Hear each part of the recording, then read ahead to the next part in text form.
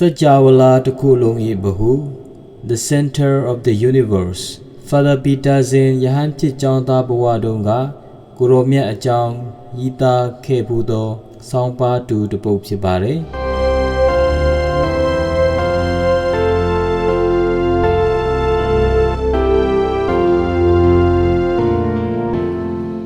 Sajawala Tukulungi Bahu Hu Suyadwin. Sajawala Jigu Alia Anan Taidabi Ale Bahuja do Tiniago Soluchin Mahope Sajawala Tukulungdwin Adiga Pito Ayichi Zone Pito Achimia Zone Pito Ayago Soluchin Pibadi Luyin Tushin Pyoyami Sole Lagao Ayadi Krito I Kandaro Pito Mudo Kuromiet Eucharist Pim Pibadi Itu Suyadwin, Kuromia Sacrament Minglaro Miagu,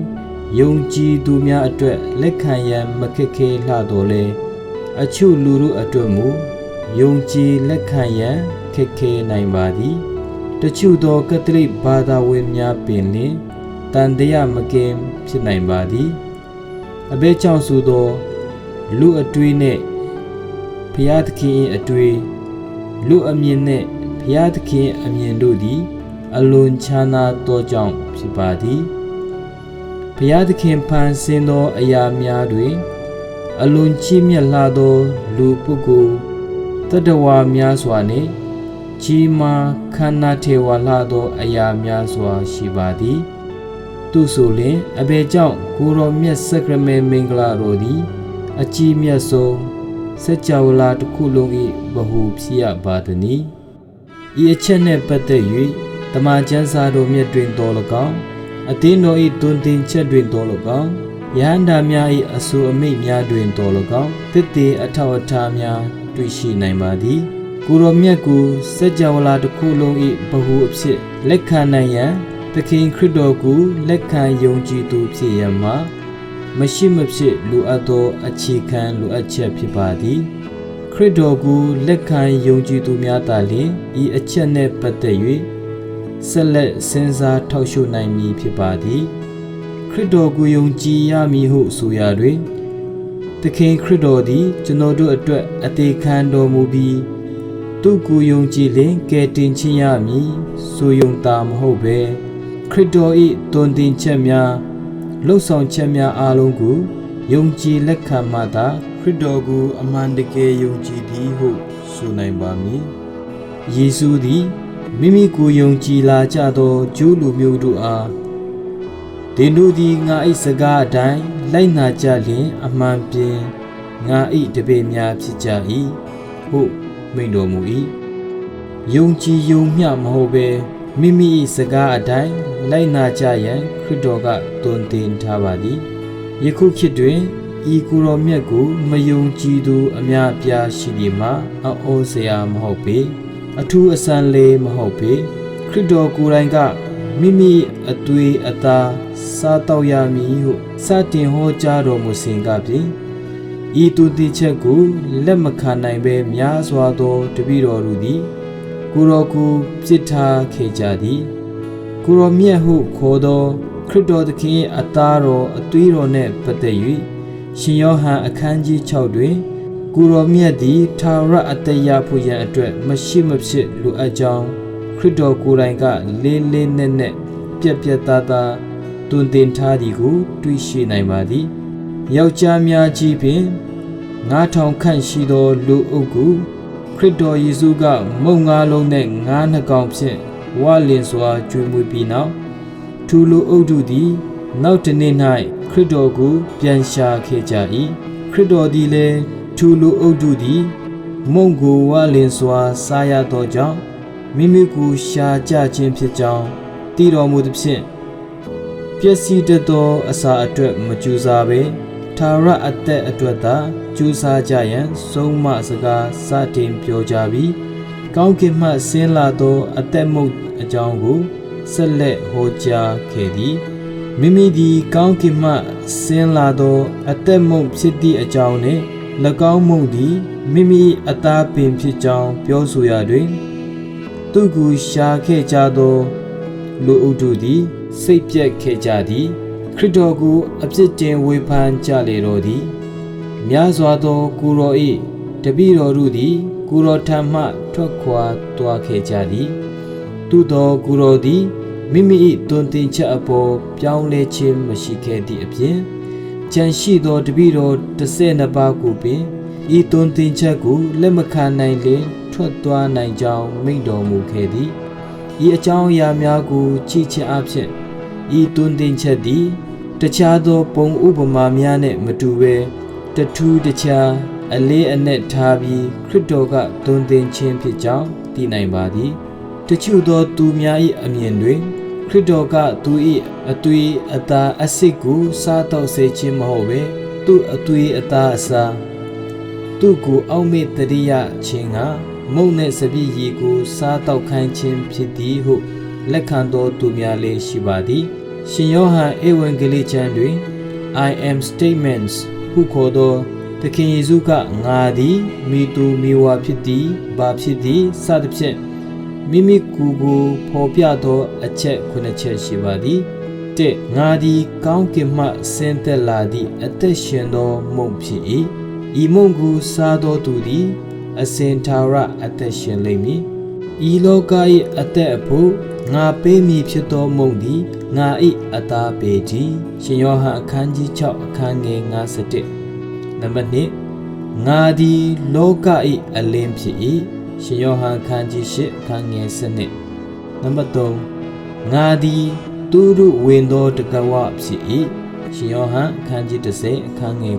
9နံပါတ်4ငါသည်ကောင်းသောသူထိန်ဖြစ်၏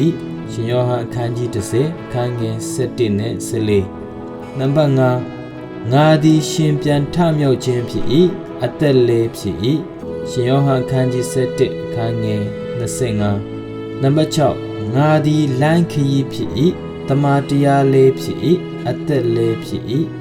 ရှင်ယောဟန်အခန်းကြီး14အခန်းငယ်6နံပါတ်9ငါသည်စစ်မှန်သောစပစ်နွယ်ပြင်ဖြစ်၏ရှင်ယောဟန်အခန်းကြီး15အခန်းငယ်1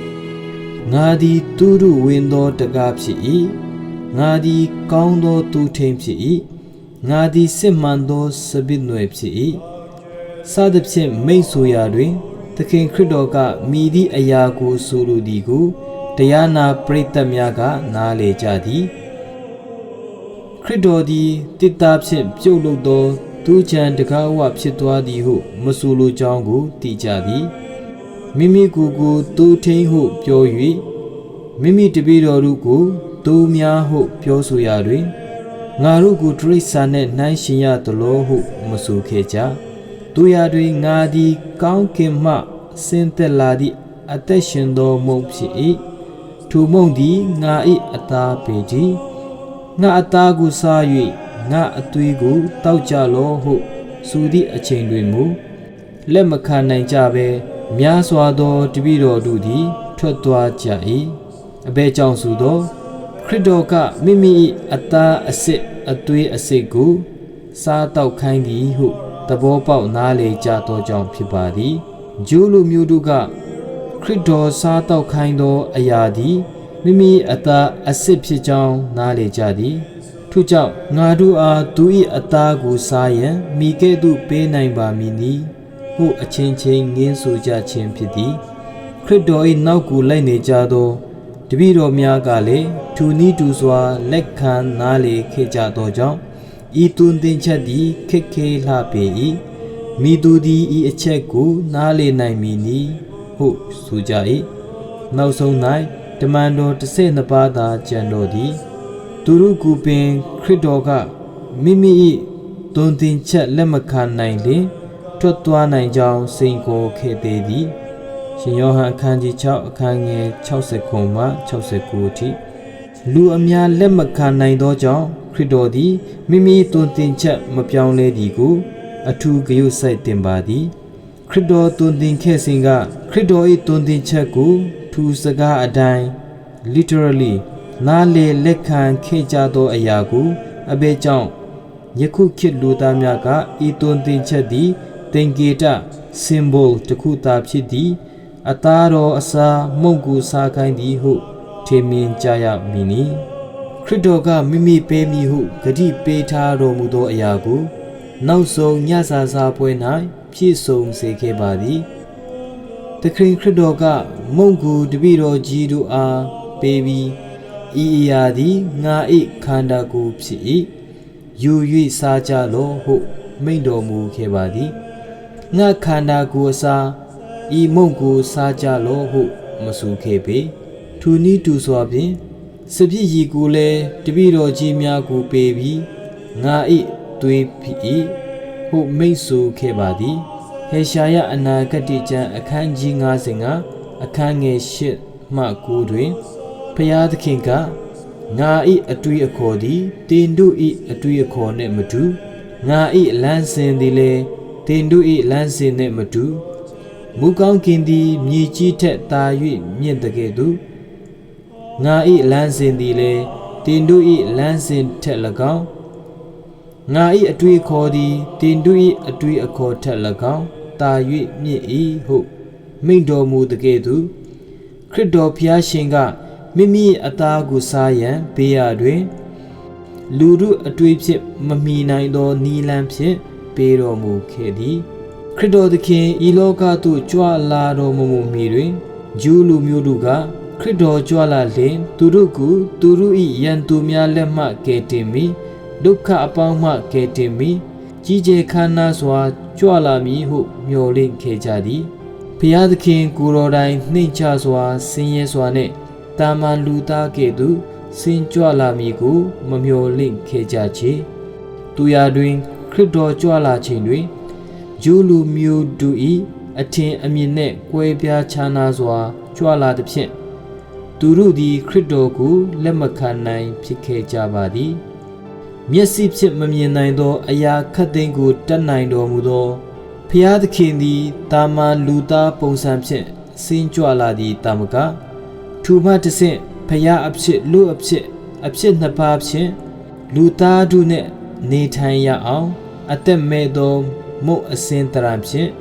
တည်ရှိပြောင်းလဲလာခြင်းဘုရားသခင်၏နှိမ်ချခြင်းကြီးမားသောချစ်ခြင်းမေတ္တာသည်တာမန်လူအတိညာဖြင့်စဉ်းစားနားလေရန်အလွန်ပင်ခက်ခဲလှပေသည်ခရစ်တော်ဘုရားရှင်ကိုအပြည့်အဝလက်ခံယုံကြည်ခြင်းဖြင့်သာယုံကြည်နားလေနိုင်သောအရာဖြစ်ပါသည်ဘုရားသခင်သည်မိမိ၏နှုတ်ကပတ်တော်အားဖြင့်ဘာမှမရှိသည့်အခြေအနေမှ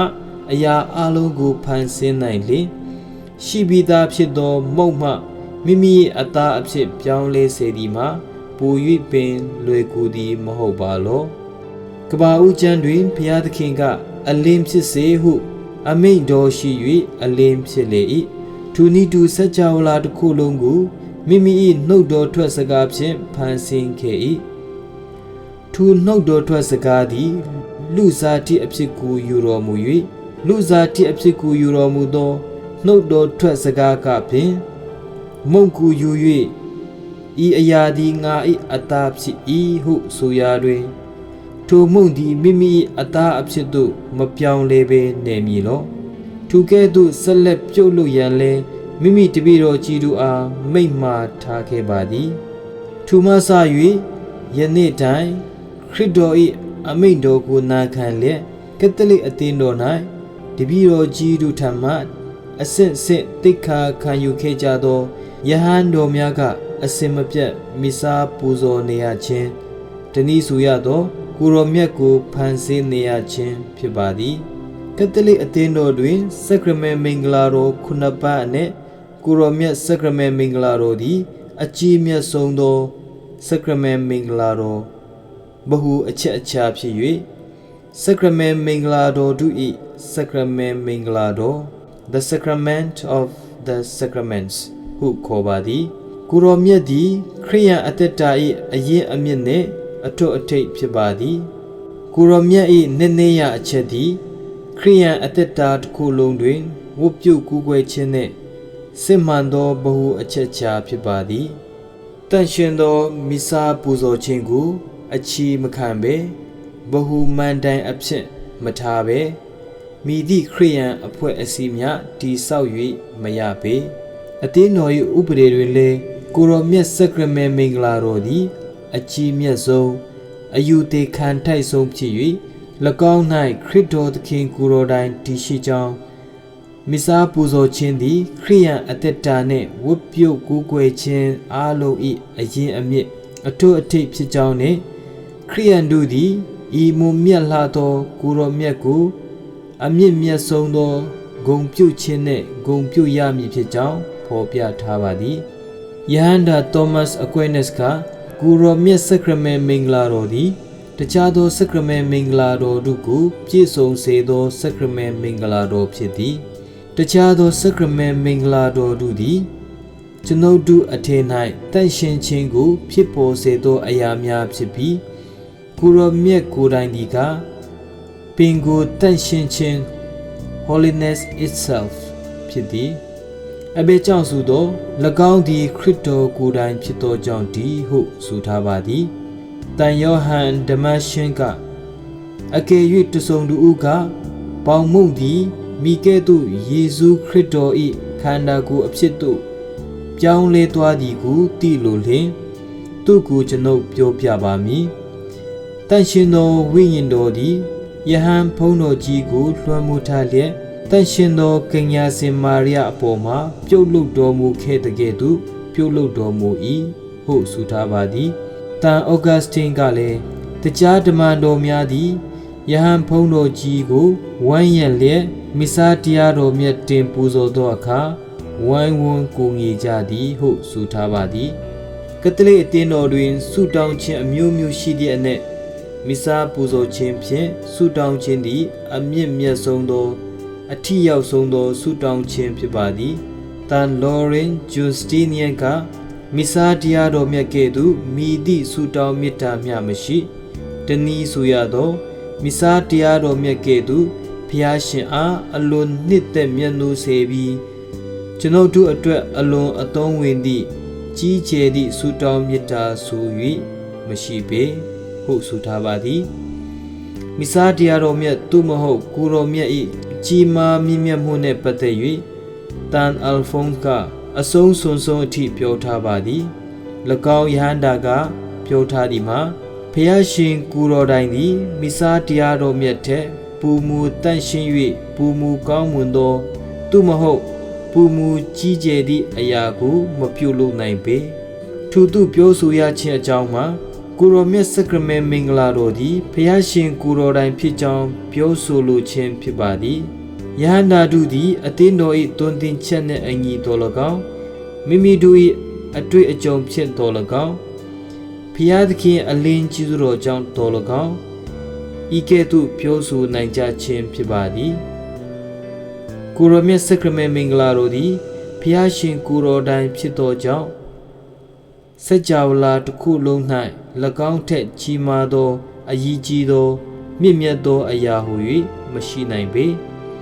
ထို့ကြောင့်ကိုရောမြတ်ယူခရစ်သည်စัจ java လာတစ်ခုလုံး၏ဗဟုဖြစ်ပါသည်